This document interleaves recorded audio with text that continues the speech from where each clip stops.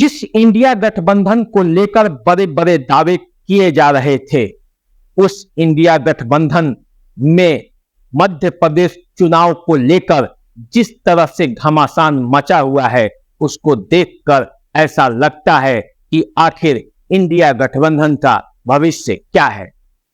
क्या इंडिया गठबंधन बिखर जाएगा, बिखर बिखर कर टूट जाएगा। अखिलेश यादव के बाद अब जदयू ने जिस तरह से मध्य प्रदेश के सीटों पर अपना उम्मीदवार उतारा है, उसे देखकर ऐसा लगता है कि तालमेल कहीं है ही नहीं। एक के बाद एक इस तरह से यदि इंडिया गठबंधन के घटक दल आपस में लड़ेंगे तो जनता के बीच क्या संदेश जाएगा। आखिर क्यों ऐसा हो रहा है और इंडिया गठबंधन का भविष्य क्या होने वाला है, आज इसी सब पर चर्चा करने के लिए मैं आपके बीच में हाजिर हूं। नमस्कार, देशी अड्डा पर आपका स्वागत है। मैं हूं राकेश तिवारी। अगर आप अभी तक इस चैनल को सब्सक्राइब नहीं किए हैं तो जल्द से जल्द इस चैनल को सब्सक्राइब कर लें। फेसबुक, इंस्टाग्राम पर हमें फॉलो कर लें। चलिए इंडिया गठबंधन के ताजे मामले को बारीकी से समझते हैं। आखिर इंडिया गठबंधन को लेकर लोगों में संशय क्यों है?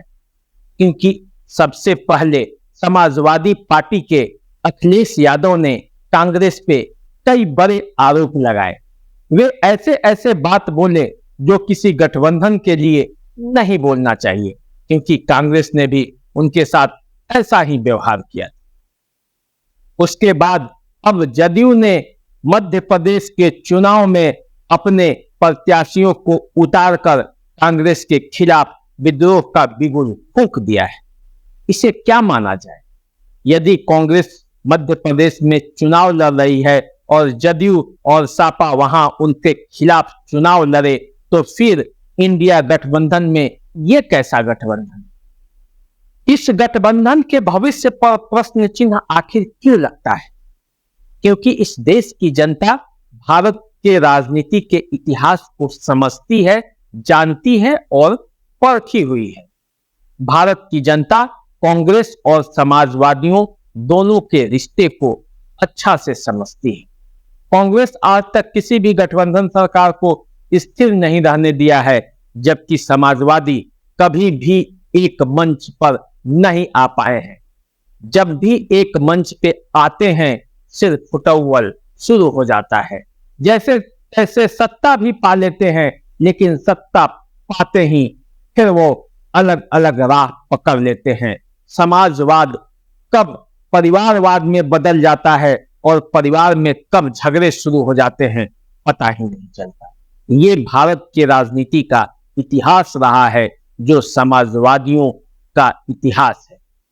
और ये जो इंडिया गठबंधन बना है, इसमें कौन कौन लोग जुड़े हैं?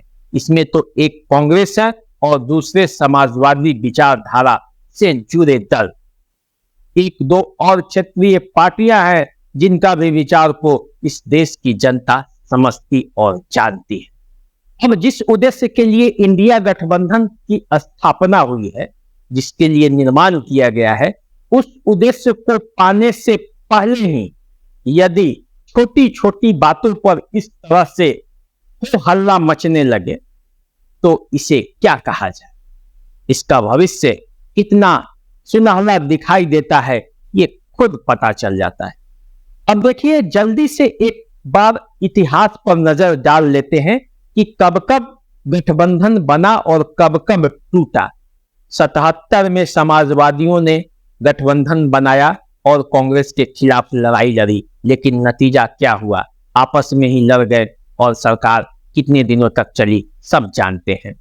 उसके बाद 1989 में समाजवादियों ने मिलकर एक गठबंधन बनाया और फिर किसी तरह सरकार बनाई, और फिर वो कैसे चला ये भी पूरा देश देखा है। उसके बाद 1996 के चुनाव में भी किस किस तरह से गठबंधन बना और उसका रिजल्ट अंततः क्या रहा, ये भी दुनिया देख चुकी है। मोदी के खिलाफ 2019 के चुनाव में भी एक गठबंधन बनने की तैयारी थी, लेकिन इस गठबंधन का क्या हाल हुआ आप सब जानते हैं। वही नतीजा इस बार भी दिख रहा है, क्योंकि कोई भी बर्दाश्त करने के मूड में नहीं है। अब जो लड़ाई होगी उसमें उत्तर प्रदेश में अखिलेश यादव कांग्रेस को कितना तरजीह देंगे आप समझ सकते हैं। बंगाल में ममता बनर्जी कितना तरजीह देंगी कांग्रेस को आप समझ सकते हैं। दिल्ली में अरविंद केजरीवाल और कांग्रेस के बीच क्या होगा आप समझ सकते हैं। कोई समझने के लिए तैयार नहीं है, कोई सहने के लिए तैयार नहीं है। बात सिर्फ प्रेस कॉन्फ्रेंस तक ही सीमित रह जाती है कि सब सहेंगे और इंडिया गठबंधन को आगे बढ़ाकर मोदी को उखाड़ फेंकेंगे। लेकिन यदि यही हाल रहा तो मोदी को कैसे उखाड़ेंगे, क्योंकि अब तक न प्रत्याशियों का चयन हुआ और न संयोजक पद पर किसी का चुनाव हुआ, न कोई चेहरा दिखा। इंडिया गठबंधन की रणनीति भी नहीं दिखाई देती। हाँ, अलग अलग पॉकेट में अलग अलग दल मिलकर अपना रणनीति बना रहे हैं, तो क्या इससे एकजुटता का संदेश जाता है? और फिर नहीं जाता है तो जनता किस भरोसे इंडिया गठबंधन के साथ रह पाएगी, टिक पाएगी? जो माहौल अभी दिख रहा है क्या वो आगे कंटिन्यू कर पाएगा? इसमें सवाल है। और इसमें सवाल इसलिए भी है कि वो जनता के बीच से सवाल नहीं है, वो सवाल इन नेताओं के बीच से ही है, क्योंकि सबके पीछे सबका स्वार्थ छिपा है।